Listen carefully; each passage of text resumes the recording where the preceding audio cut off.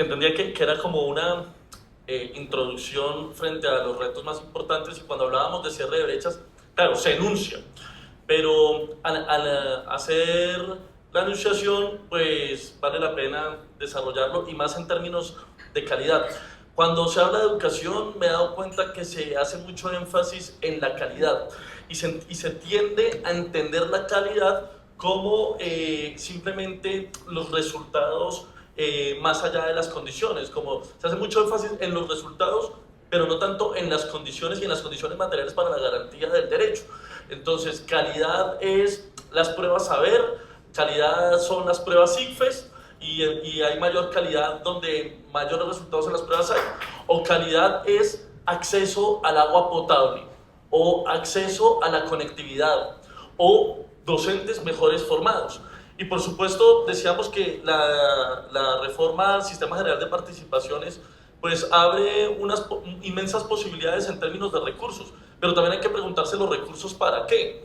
Yo traje a mis gráficas impresas, no sabía que podíamos presentarlas, pero más allá de la caída en las transferencias, en los ingresos corrientes de la nación, perdón, en el mismo Sistema General de Participaciones, y la brecha que existe desde las contrarreformas al Sistema General de Participaciones, que son brechas en los ingresos de las regiones, pues también tenemos que mirar las brechas que existen en términos y que impactan la calidad de la educación en términos, por ejemplo, de acceso, de permanencia, de formación docente, de agua potable en los municipios, porque podemos poner un megacolegio en Maguipayán, pero ¿de qué sirve el megacolegio allí si los muchachos, las muchachas no tienen ni siquiera acceso al agua potable o a la conectividad?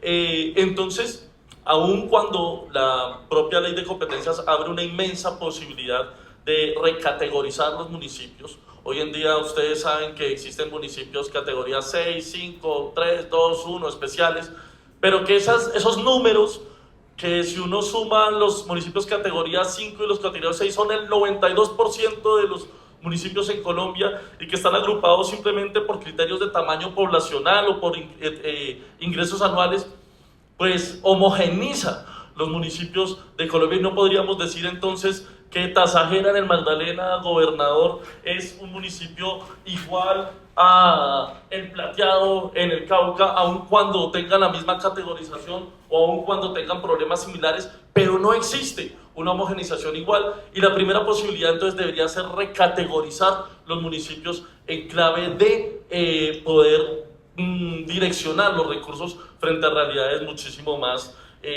sensatas. Yo solamente quiero dar un par de cifras frente a lo que refiero, y es, por ejemplo, en esa categorización, insisto, con la crítica ya adelantada, como por ejemplo en los municipios 4, 5 y 6, la tasa de tránsito inmediato a la educación superior, es decir, jóvenes que del bachillerato pueden transitar a la universidad, a las instituciones técnicas y tecnológicas universitarias, se encuentra alrededor del 32-35%, la media nacional está en el 43,1%, y municipios 1 y 2 y 3 alrededor del 50, 48, 47%, pero algo más drástico aún, y es que cuando nosotros preguntamos por acceso a internet, municipios de categoría especial como Bogotá tienen el 97%, mientras que municipios 4, 5 y 6 apenas el 27 o el 41%. Y cuando se pregunta cuáles tienen servicio de agua, el 70%, el 70% tiene servicio de agua, el 30% no tiene servicio de agua, pero de quienes tienen servicio del agua, tan solo el 45% tiene agua potable.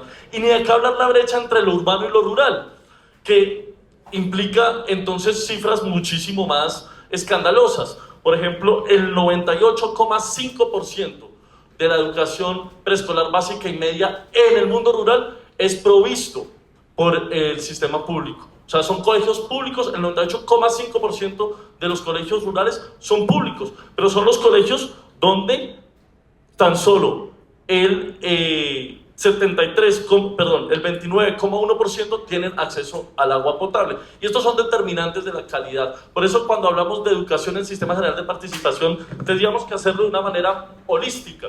Pensarnos que el derecho a la educación no es simplemente garantizar que las pruebas saber, que las pruebas ICFES, que este tipo de estándares que nos ayudan a tener una noción de la calidad, pues puedan igualarse entre regiones, sino que también los determinantes para el acceso al derecho puedan también reducir las brechas en estas regiones. El profesor del Interior. Bueno, yo creo que, fíjese que cuando se habla de descentralización aparecen un montón de dimensiones, entonces ya estamos hablando incluso de la dimensión tributaria, que también tiene que ponerse en discusión cuando hablamos de descentralización y de cierre de brechas. Pero yo creería que más que si los departamentos están preparados para la ley, en ese momento que estamos en el diseño de la ley tiene que prepararse para los departamentos. Es decir, no son los departamentos los que tendrían que ajustarse a una ley, como dice el gobernador, diseñada desde Bogotá, sino que tendría que ser una ley que esté diseñada para los departamentos y cambiar un poquito la lógica que induce la pregunta.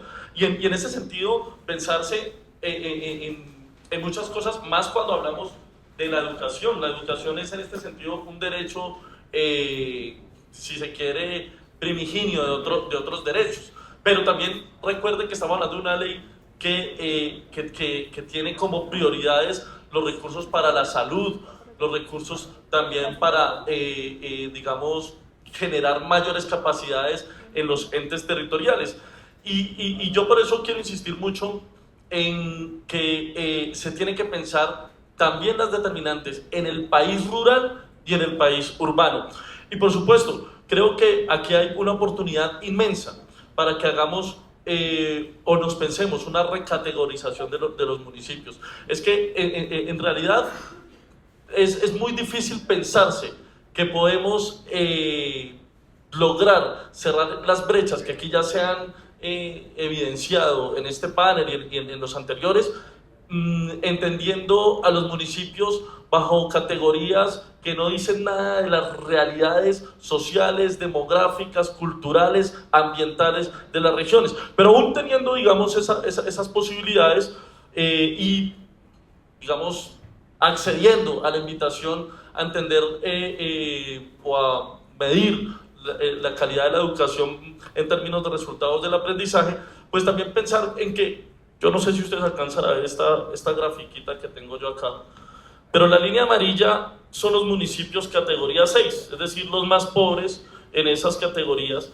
Y fíjense cómo las pruebas saber, la caída es el periodo de pandemia, los municipios categoría 6 aún no alcanzan los niveles que tenían antes de pandemia, pero los municipios categoría 1 y 2 ya alcanzaron los niveles que tenían antes de pandemia. Y son los municipios cuya formación docente, o sea, cuyos docentes no cuentan con posgrado, los categorías 6. Y además son los municipios que tampoco cuentan con los recursos que pudiera abrir el marco de la reforma al Sistema General de Participaciones, posibilidades de ampliación. Yo sé que no son suficientes, gobernador, pero un aumento en los recursos nos puede permitir entonces dirigirnos hacia esas brechas. Y por último enumerar 6, digamos, oportunidades que en términos de educación la ley puede, no para que los departamentos se adapten, sino la ley adaptada a la realidad de los departamentos y municipios.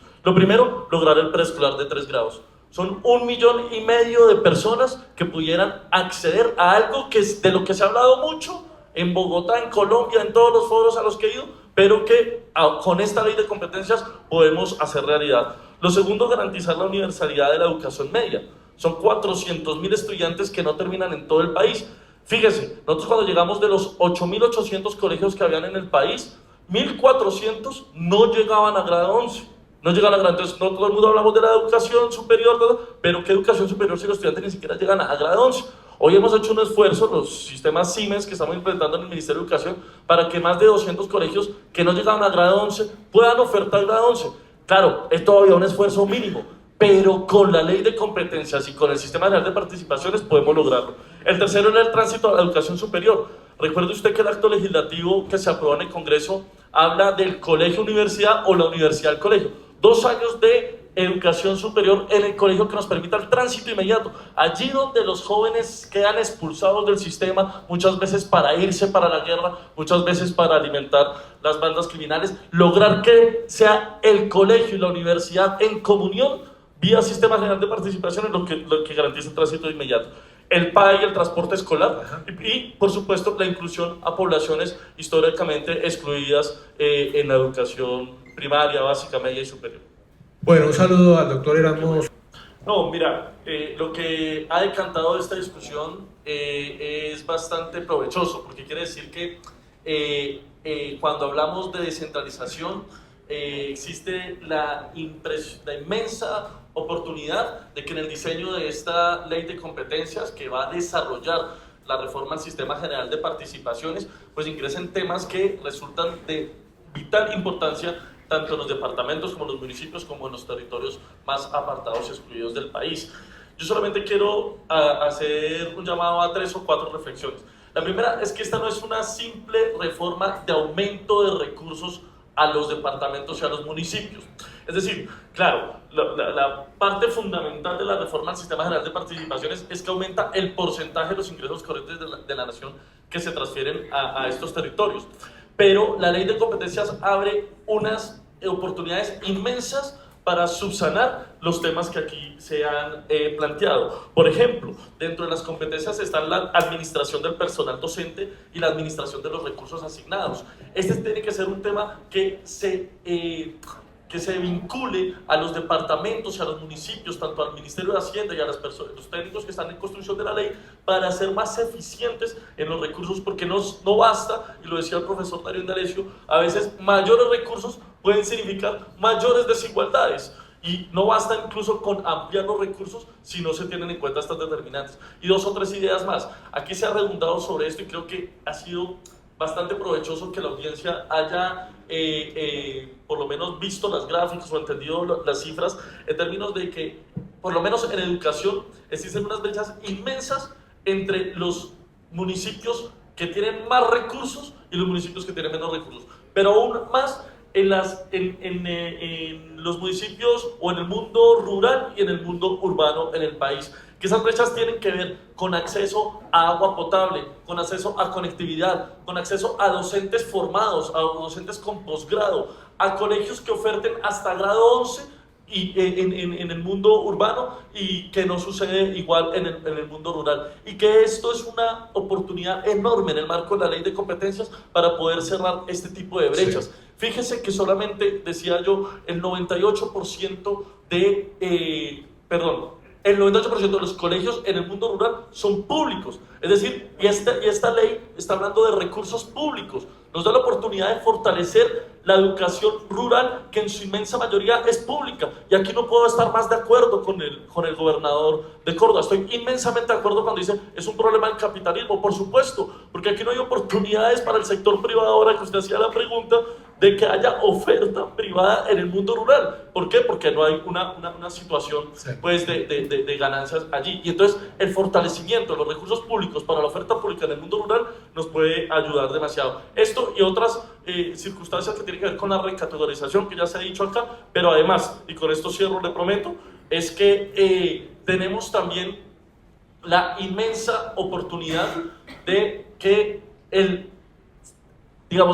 ahora que usted hablaba de seguridad, no expulsemos millones de jóvenes del sistema, sino que permitamos el ciclo completo, tanto en la media como el ingreso a la superior. Sí. Esto es algo vital que trae la reforma, y es los 2 años de educación superior en el colegio, que creo que es un esfuerzo entre departamentos, nación, municipios, muy importante para el país. ¿Qué hacemos con FECODE, ministro? Bueno, con FECODE hay que hablar, y hay que negociar, y hay que acordar, y hay que poner siempre como principio básico en cualquier conversación con FECODE el derecho a la educación, el derecho que contiene todo lo que se ha hablado acá, calidad, permanencia, pero por encima de cualquier discusión o negociación con FECODE, el derecho a la educación, niños, niñas y adolescentes por encima como prioridad ante cualquier discusión.